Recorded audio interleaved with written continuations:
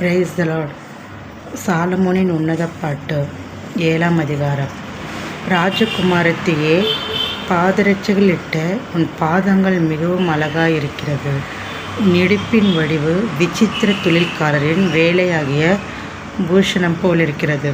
உன் நாபி திராட்சரசம் நிறைந்த வட்ட கலசம் போலிருக்கிறது. உன் வயிறு லீலி புஷ்பங்கள் சூழ்ந்த கோதுமை அம்பாரம் போலிருக்கிறது.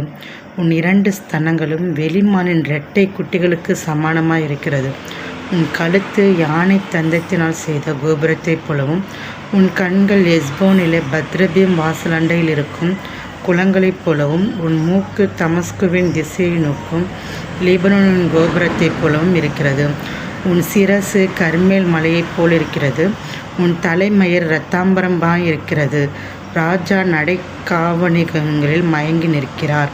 மனமகிழ்ச்சியை உண்டாக்கும் என் பிரியமே, நீ எவ்வளவு ரூபவதி, நீ எவ்வளவு இன்பம் உள்ளவள். உன் உயரம் பனை மரத் தொழுங்கு போலவும், உன் ஸ்தனங்கள் திராட்சை குலைகள் போலவும் இருக்கிறது.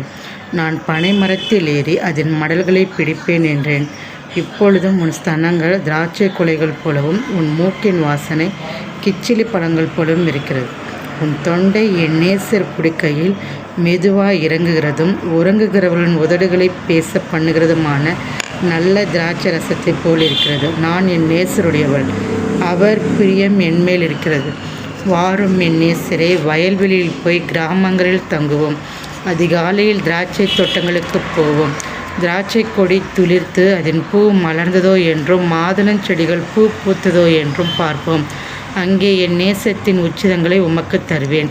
தூதாயும் பழம் வாசனை வீசும். நமது வாசல் அண்டையிலே புதியவைகளும் பழையவைகளுமான சகலவித அருமையான கனிகளும் உண்டு. என் நேசரே, அவைகளை உமக்கு வைத்திருக்கிறேன். ஆமேன்.